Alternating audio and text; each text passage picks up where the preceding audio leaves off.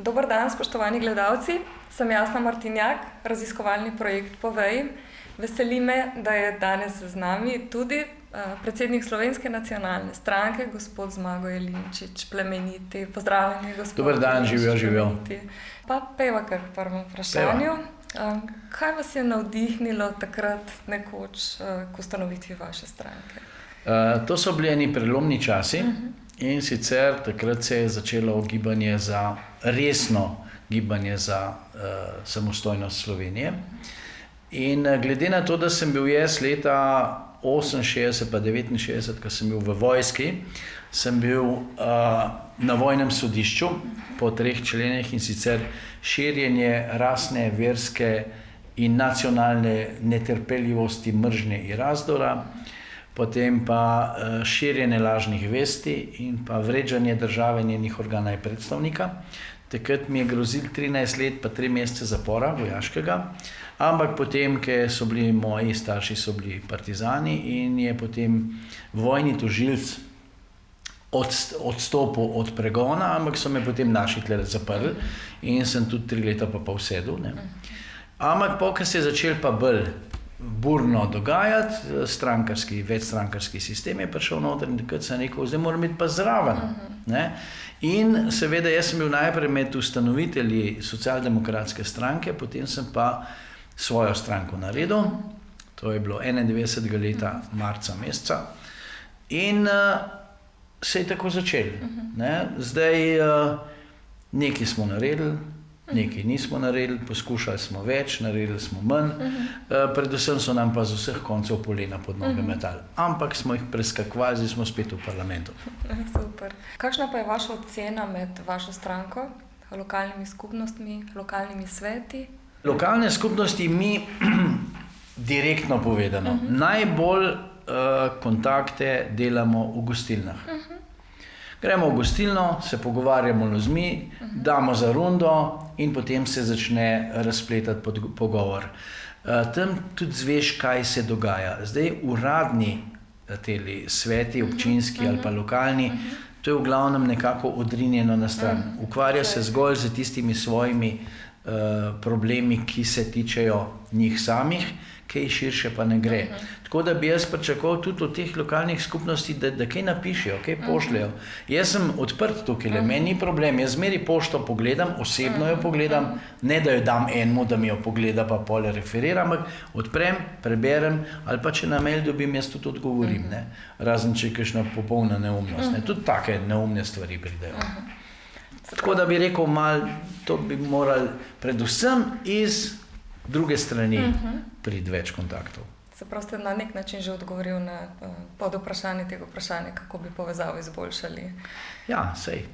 Moj mail je znan, sicer pa naslov Državni zbor. Tudi če se napiše samo Zmago Jelinčič, plemeniti Državni zbor, pride sem. Ali pa tudi če samo ime napišejo, lih tako pride. Kakšna pa je vaša ocena povezave z drugimi strankami, pa kako gledate na povezovanje z drugimi strankami? Takole, mi smo se odločili v naši stranki, da podpremo vse dobre zadeve, ne glede iz katere stranke so prišli. Vkolikor gre za stvari, ki so dobre za našo državo in naše državljane, tukaj je absolutna podpora. Se pa dogaja dostikrat tako, da recimo mi kot opozicijska stranka, to se je tudi prej dogajalo, smo recimo vložili kakšen zakon, ki je bil dober, vendar je koalicija ta zakon zavrnila, čez pol leta so pa praktično isti zakon oni vložili, pa je bil sprejet. To je ena neumnost, ki je v Sloveniji še nismo presegli. Namesto da bi sodelovali in delali za skupno korist države in državljanov, eni delajo za svoj žep. Pa še neka stvar je, v Sloveniji je premalo patriotizma. Ni patriotizma, pozabljajo, da smo Slovenci en zelo pomemben narod, da pravzaprav, če pogledamo, smo mi ena srčika evropske kulture. Karantanija je imela prva ustavo, iz katere so Američani vzeli 4 člene. In je zanimivo, ko je bil Clinton tukaj, je to povedal na glas, da se zahvaljuje, in Kučan in Drnovšek sta pa samo v tla pogledala, namesto da bi ona dva to rekla. Tako da s strankami, Da se pogovarjati, ne da se pogovarjati, z nekaterimi ljudmi se da fajn pogovoriti, z nekaterimi ne, je pa to vse odvisno potem od vodstva stranke, kako oni gledajo na te kontakte. Res je, da eni se držijo zelo po strani, bi rekel tako nekako malo navzgor gledajo. Ne? Potem imam pa vprašanje, ki vedno znova ponavljam, izhaja iz moje lastne izkušnje, ko sem se udeleževala sej občinskega sveta v občini, kjer trenutno bivam. Torej, kaj menite o ideji, da je županov občinski svet sestavljen iz predsednikov četrtnih svetov v mestnih občinah, pa na vas iz predsednikov vaških svetov? Ja, jaz mislim, da tukaj na volitvah pač ljudje volijo tistega, ki ga poznajo in zberejo enega, za katerega mislijo, da je najboljši. Zdaj, včasih je to v redu, včasih ni v redu.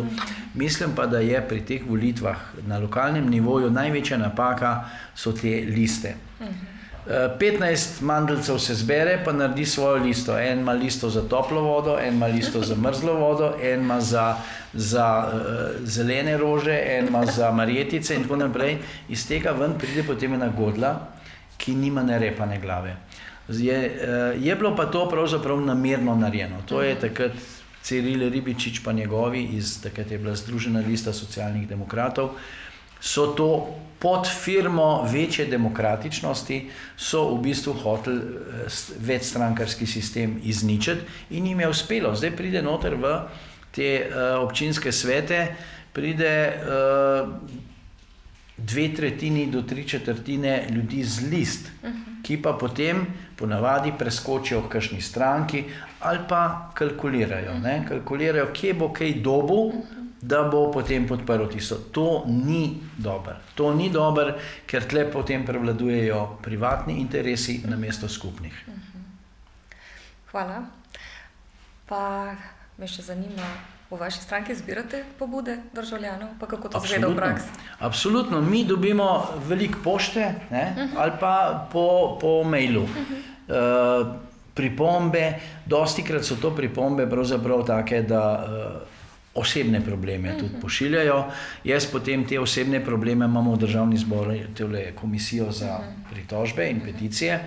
Če je kaj takega, jaz to predam naprej. Če se da pa kaj rešiti, pa potem razmislimo, da bi kakšen zakon naredili, da bi se tam noter vključili ali pa kakšen amandma. Ampak takšnih zahtev je manj. Predvsem so osebne tegobe, ki jih nekateri želijo rešiti.